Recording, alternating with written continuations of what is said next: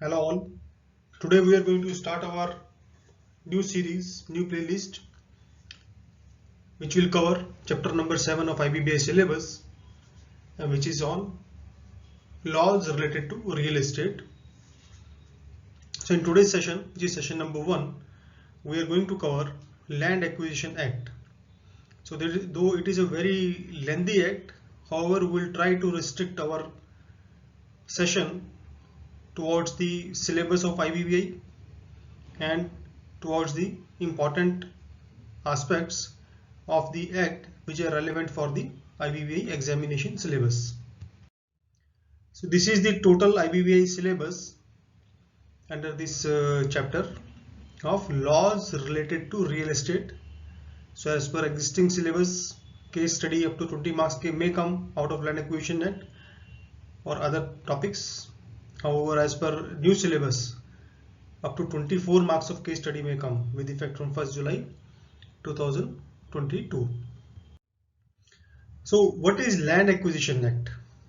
The law regulates land acquisition and lays down procedure and rules for granting compensation, rehabilitation and resettlement to the affected person in India.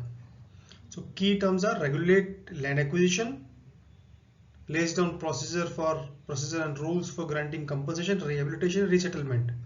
So compensation, rehabilitation, resettlement are the three keywords to the affected person in India. The act is also called Right to Fair Compensation and Transparency in Land Acquisition, Rehabilitation and Resettlement Act 2013, RECTLARR 2013. 1 mark straightforward theory question may come out of this full definition or short form. The act was made applicable in UT and UK, UT of UK, with effect from 31st October 2019. The existing act was notified via Gazette notification dated 27/9/2013 and came into force with effect from January 2014. So this is also important bullet point out of which 1 mark theory question may come. The act is administered by Department of Land Revenue and Ministry of Rural Development, Government of India, which is also in short form called MORD. 1 mark theory question may also come out of this bullet point. Please note. So what was the need for amendments in 2013 in Land Acquisition Act? So this act replaced earlier Land Acquisition Act, which was enacted in 1894 because of the following drawbacks in earlier act, which was enacted in 1894 during British era. Earlier act did not give any concept of consultation. So that was the first flaw with the previous act, which was rectified in new act. So there was no concept of consultation and all acquisitions were forced. It had provisions of an urgency clause, but the said clause was not defined. So urgency clause we will discuss in subsequent session, in subsequent slides. What is that? So this statement terminology was mentioned in the previous act 1894, but actually definition of this clause was not given. It was nowhere defined what is the meaning of urgency clause. The concept of public purpose was also not defined, which was then rectified in 2013, and there was little scope for appeal and hearing. So 1 mark theory question may come out of this slide. An examiner may ask why a new act came into picture, why the need of a new act came into picture, and what were the flaws with the previous act and what were the flaws which were rectified by the new act. Scope of the act. The scope of the act includes all land acquisition, whether it is done by the central government of India or state government of India. The act is applicable when government acquire land for its own use, hold and control, including land for public sector undertaking. Government acquire land with ultimate purpose to transfer it for the use of private companies for specified purpose. The purpose also includes PPP, public-private partnership, but excludes land acquired for state or national highway projects. Government acquires land for immediate and declared use by private companies for public purpose. So these are the three purposes. This is the scope of the act under which this act is applicable and land can be acquired for any of these three purposes. So as per the act, what is land? So there is a land definition of land we have to understand, because it may have, it is a little bit different definition as compared to other general clauses or acts as per economics or other clauses. So as per Land Acquisition Act, the land includes benefits to arise out of land and things attached to the earth or permanently fastened to anything attached to the earth. So that means the earth and the things which, the benefits which can arise out of it, both are considered to be part of land. As per general clause acts, immovable property shall include land, benefit to arise out of land and things attached to the earth or permanently fastened to anything attached to the earth. So landowner, the act defines landowner as under. So these definitions are very important. 1 mark straightforward theory question may come out of it. So please, you have to remember all these things. There is no logic behind these things in the act. So person whose name is recorded in the records of concerned authority. So who is landowner? The act defines landowner as under a person whose name is recorded in the records of concerned authority, or person who is granted forest rights under the scheduled tribe and other traditional forest dwellers, regulations of Forest Rights Act 2006 or any other law for the time being in force, or the person who is entitled to be granted patta rights on the land under any laws of the state, or any person who has been declared as such, that is landowner, by any order of the court or any competent authority. So this is the definition of landowner as per the LA Act. Whether consent of landowner required before land acquisition? There is a question. So answer to it is that in case of public-private partnership projects, PPP projects, as per section 2, subsection 2, part 2, subpart A, 22A, prior consent of at least 70% of those affected families is required to be obtained. So this is, please remember this point. If land is required to be for PPP project, then as per section 22A, minimum 70% of the affected family consent is required. In case of private companies, then section 22B will be applicable. Prior consent of 80% affected families will be required. However, when government declares public purpose and shall control the land directly, consent of landowner shall not be required. So please remember these 370, 80 and these two sections also remember. Now what is the definition of public purpose? This section 2A, 2.1 of Land Acquisition Act defines the meaning of public purpose, and it covers as strategic purpose, infrastructure purpose and development purpose. So strategic purpose is, what does that mean? Any work vital to national security or safety of state police, safety of people. National security includes naval, military, air force and armed forces. Infrastructure project will cover in next slide, which is a little bit lengthy. And development purpose, it covers housing or other development projects for weaker sections or any other income group specified by government time to time in rural and urban area. This is number 1, which covers under development purpose. And second type of development purpose work is projects for affected families.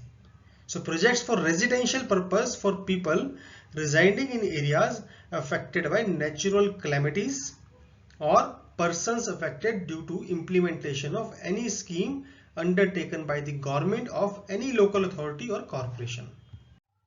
So now infrastructure projects, all activities notified wide, notification dated 27 March 2012 by Department of Economic Affairs, Infrastructure Section, Secretary, Infrastructure Section, Government of India, excluding private hospital, private educational institute and private hotels.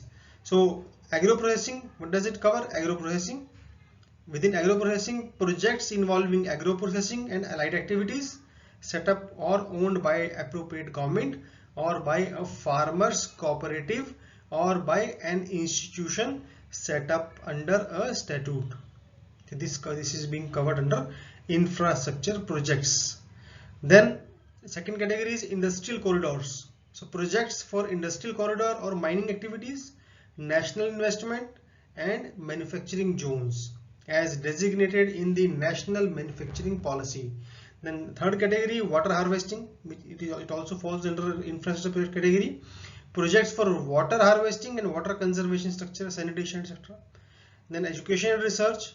It covers projects for government administered, government aided educational and research schemes or institutions. Projects for sports, healthcare, tourism, transportation of space programs and any infrastructure facility as may be notified in this regard by central government and after tabling of such notification in the parliament. So all these activities fall under infrastructure activities. Clause of urgency. This is very important clause which was defined in amendment during 2013. The act includes an emergency clause of expedite land acquisition. The urgency clause may only be invoked for national defense, security, and in the event of rehabilitation of affected people from natural disaster or emergencies. Please note these bullet points. Under what circumstances or situations this clause of urgency as per land acquisition can be invoked. 1 mark theory question can come: national defense, security, and in the event of rehabilitation of the affected families, affected people from natural disaster or emergencies. Limitation on acquisition. As per the act, multi-crop irrigated areas cannot be acquired. Please note down it.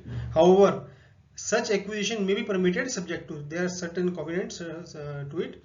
It is demonstrated as a last resort. So there is no other option. There will be an upper aggregate limit for all projects in a district or state as notified by state government. There will be overall cap of acquiring such multi-crop irrigated land area, and wherever multi-crop irrigated land area is acquired, an equivalent area of cultivable wasteland shall be developed by the state for agriculture purpose. In case of other agriculture land, the total acquisition shall not exceed limit for all the projects in a district or a state as notified by appropriate authority. These limits shall not apply to linear projects. Please note this point. These limitation of acquisition doesn't apply to linear projects like railway, highway, major district road, power lines and irrigation. So 1 mark theory question may come out of this slide as well. Examiner may give you a twisting question that national highway is going to pass and a multi-crop irrigated land is coming underway. Then land can be acquired, not acquired, can be acquired with certain covenants, right? So limitation of acquisition is applicable on the land or not. So different type of question can come out of this, because in case of linear projects, this limits on acquisition is not applicable. Now next important topic of the Land Acquisition Act is determination of amount of compensation. So a case study may come out of it. 12 marks case study may come. We'll have one case study example also towards the end of the session. So broadly speaking, the compensation under Land Acquisition Acts include major two parts. Number one, market value of the land, and rehabilitation and resettlement entitlements to land owners and livelihood losers. So R&R, settlement and market value of the land. We will see in detail what are these components and how to calculate.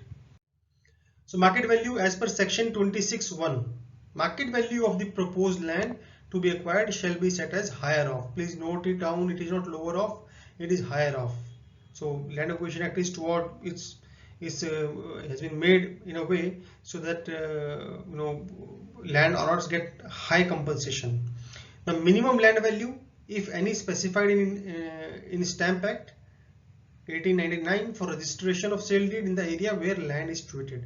So first is registration value, that is the basis, and then average of the sale price for similar type of land being acquired ascertained from the highest 50% of the sale deed registered during last 3 years in the nearest village or nearest vicinity of the land being acquired.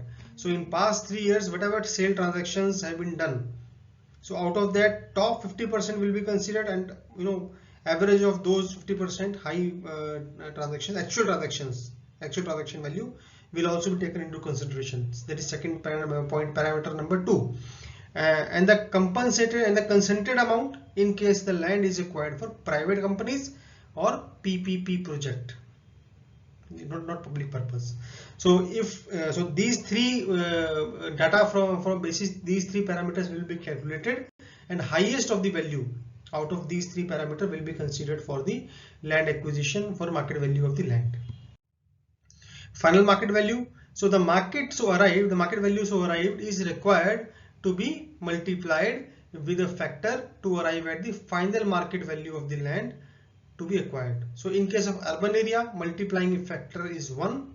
However, in case of rural area, the multiplying factor ranges from 1 to 2. It depends on distance of the project from the urban area. It is just to compensate the people compensate the people who are living in rural area, so that because their market value, their registry value normally are less than that of the urban areas, so they should not get penalized.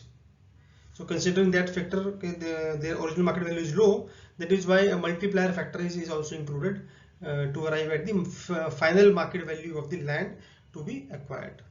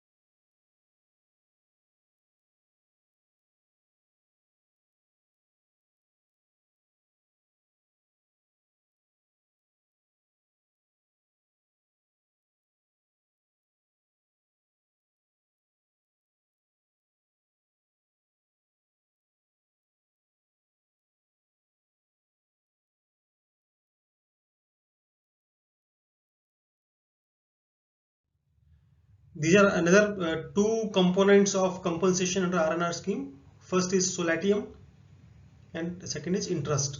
So Solatium is a form of compensation for emotional rather than physical or financial harm. As per section 30 of the Act, Solatium amount equivalent to 100% of the final market value of the land plus value of asset attached to the land is to be paid. So whatever market value, final market value of the land we have arrived, so 100% of that amount equivalent to Solatium is allowed under compensation policy. So we'll see application of this Solatium into case study, which we are going to discuss in towards the end of the session. So next type of compensation which is allowed is interest, additional amount at the rate of 12%.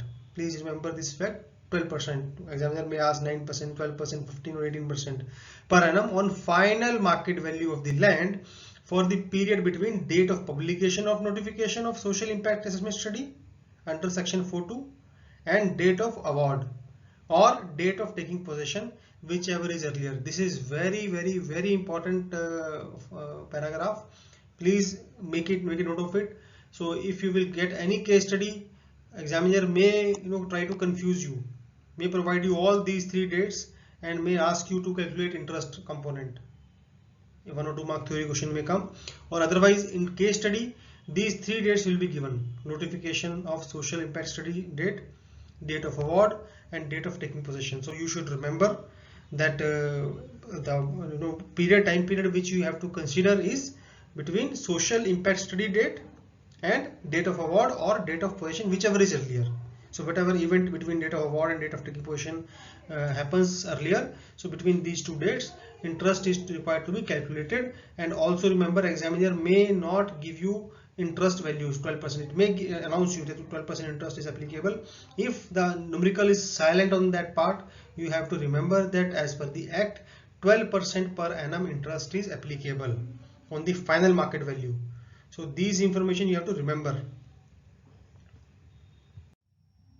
Now let us have a quick walkthrough of the various sections of the act.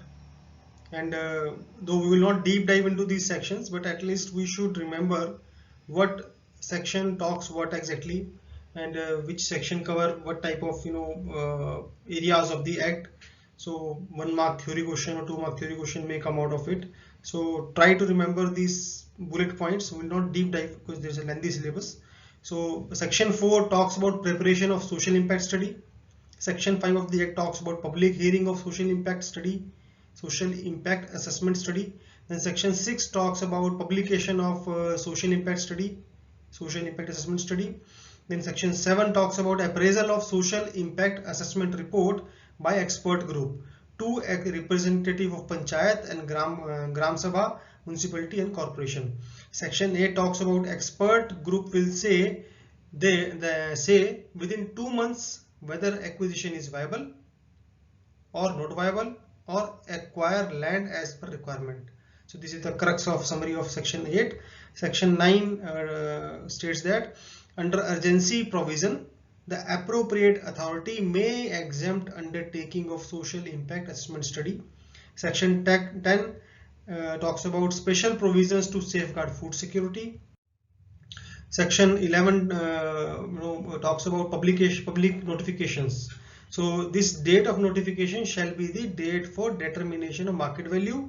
So this notification should be issued within 12 months from the date of appraisal of the social impact assessment report. So in public notification, in official gazette, in any two is required to be done in official gazette, in 2 daily newspapers circulated in the locality of such area.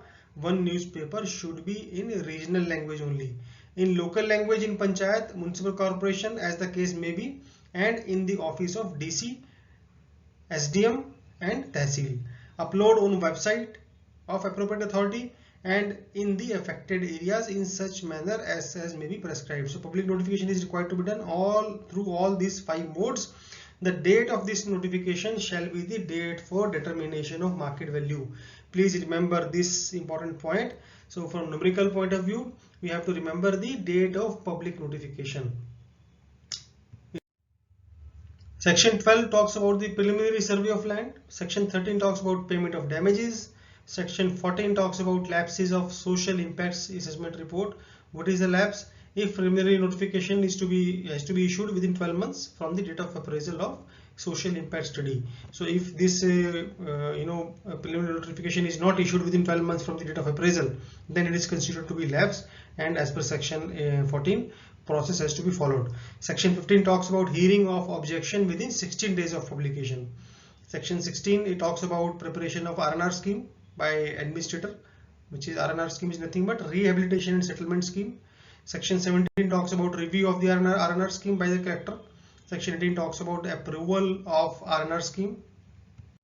Section 19 talks about publication of declaration and summary of R&R scheme. So publication of declaration, summary of R&R scheme is required to be done. So how it is to be done? The declaration should be conclusive evidence that the land is needed for public purpose, first of all. So this publication should declare about this thing, and declaration to be published within 12 months from the date of preliminary notification. In case of time lapse beyond 12 months, the notification shall be cancelled. Please note these 2 points. Section 20, land to be marked out, measured and planned. Section 21, notice to interested persons. Section 22, collector's power to ask each party interested in the land to come and give his statement. Section 23 talks about inquiry and land acquisition award by collector. Section 24, lapse of process under LA Act, Land Acquisition Act, where no award under Section 11 of the said Act has been made. Where an award has been made within 5 years prior to the commencement of the new Act, but the possession of the land has not been taken or the compensation has not been paid. Collector, Section 25, collector shall make an award within 12 months from the date of publication of declaration under Section 19, otherwise entire proceedings shall lapse. Section 26, determination of market value of land by collector. Section 27, determination of amount of compensation by collector. Section 28, parameters to be considered by the collector in determination of award. Section 29, determination of value of other immovable properties such as building, trees, plants and standing crops. Section 30, award of Solatium. Section 31 talks about rehabilitation and resettlement award for affected families by collector. Section 32, provisions of infrastructural amenities in resettlement area. Section 33, corrections to the award by collector within 6 months from the date of award or before the reference to the authority to be has been made. Section 34 talks about adjournment of inquiry by the collector. Section 35-36, collector's power to summon, production of witness, documents, records, etc. Section 37 talks about collector's award to be final. States that. Section 38, power to take possession of land to be acquired if taken after ensuring that compensation is paid within a period of 3 months from the date of award. Monetary part of R&R's entitlement is paid within 6 months period from the date of award. Infrastructural entitlement shall be provided within a period of 18 months from the date of award, third schedule, and collector is responsible for completing rehabilitation and resettlement process before displacing the affected family. So these are the 4 bullet points, key areas which are being covered into section 38. Please have a look of it. 1 mark theory question may come out of any sections. Section 39, additional compensation for multiple displacement. Section 40, special powers in case of urgency to acquire land in certain cases. Maximum 20 hectare of urban and 40 hectare in rural area can be acquired. Please note down this statement also. Now the formula. Now let us jump to the case study which may come in the exam. So formula for calculating compensation for land under Land Acquisition Act is compensation is equal to market value of land multiplied by multiplying factor, which is 1 for urban area, and it may range from 1 to 2 for rural area depending on location of the distance of the rural land from the nearest urban area, plus value of asset attached to the land or building, plus Solatium 100% of A plus B, which we discussed in previous slides also, and other components if any to be added. So this is the case study. Please have a look at it, and 12 mark case study may come in the exam. So area of land to be acquired for irrigation purpose in rural area is 5,000 square meter out of total area of 12,000 square meter. Date of publication of social impact assessment study 15 January 14. Date of publication of declaration 1st October 14. Date of award 1st August 15. Date of taking possession by collector 1st September 15. Rate of land in vicinity as per stamp duty 200 rupees per square meter. Average rate of top 50% transaction in last 3 years 410 rupees per square meter. Rate of remaining land reduced to 300 rupees per square meter due to reduced size and change shape. Assume multiplying factor of 1.5. So to solve this case study, you need to have, whatever point we discussed in previous slides, you should remember how to calculate interest, what are the dates we have to consider, how to calculate the market value of the land. So first, market value of land as of 1st October 14 is equal to nothing but equal to land area to be acquired multiply by 410 rupees for square meter. So here we have to remember that we have considered higher of the two amount has been considered, which is given in the question. Rate of land in vicinity as per stamp duty 200 rupees per square meter is given, and average rate of top 50% transactions in last 3 years is 410 per square meter. So higher of these to be considered, not 200 rupees to be considered. So 410 rupees to be considered for calculation of market value of the land as per Land Acquisition Act 2013. So land area 5000 square meter plus 400 multiply by 410 per rupees per square meter, that gives 20.50 lakh is the market value of land. So now we have to multiply it because the land falls in rural area. So multiplying factor is applicable, and it is given in the question 1.5 is a multiplying factor. So multiplying it with multiplying factor of 1.5, market value of the land in the rural area is 30.75 lakh. And Solatium is 100% of the land plus assets attached to it. There are no assets attached to it to the land, so we have to consider 100% of market value of land after factoring plus value of asset attached to it. So value of asset is 0. So market value of land after factoring is 30.75. So Solatium is equal to 30.75. 1 mark theory question may also come out of it. So examiner may ask. Then we have to calculate interest. Interest is 12%. We know it is not given in the question, but as per Act we know that 12% interest is allowed, and for a period between date of publication of social impact study and earlier of date of award or date of possession. So all these three dates have been given, right? So 12% simple interest will calculate 12% multiplied by market value of after factoring of the land and 19.5 months, which is between 15 January 14 and 1st August 15 given in the question. So interest amount is equal to nothing but equal to 5.99 lakhs. Severance, because there is a loss of the remaining land due to acquisition of the land. Total land area was 12,000 square meter, out of which 5,000 square meter has been acquired, and remaining 7,000 square meter land has lost its value because of reduction in area and because of change in shape of the remaining land. So the loss which has been occurred to the remaining land is called severance loss, and it is also permissible for compensation under the LA Act. So remaining land multiplied by loss in land rate. So remaining land is equal to 12,000 square meter minus 5,000 land acquired. So 7,000 is the remaining land left with the owner, and land value land rate has gone down from 410 rupees to 300 rupees per square meter. That means 110 rupees per square meter is the land value, is the land rate, loss in land rate. So total loss of the remaining land, loss in value of the remaining land is 7.70. So total amount of compensation is nothing but market value after factoring, Solatium 30.75, interest amount 5.99 lakhs, and severance 7.70 lakhs. So total loss compensation amount permissible as per the LA Act is nothing but 75.19 lakh. That's all in today's session. So before I tell you what we are going to have in our next session, I would request you to please subscribe to this channel and click on bell icon so that you will be notified about upcoming session. So in next session, in upcoming sessions, we are going to cover Rent Control Act, Right of Way Section 12(20)52, and RERA Act we will also cover. So we'll try to cover these three topics into maybe 1 or 2 sessions. This Transfer of Property Act is a big one. Minimum 2 to 3 marks of theory question, 100% sure out of it. Right, so we'll try to cover it in 2 sessions, or we'll try to cover it in 1 session also, because it is going to be lengthy session. It is a huge one, and this laws related to inheritance succession. So we'll try to cover this session into this part into probably 1 or 2 sessions, and remaining 4 topics we'll try to cover in 1 or 2 sessions. Thank you.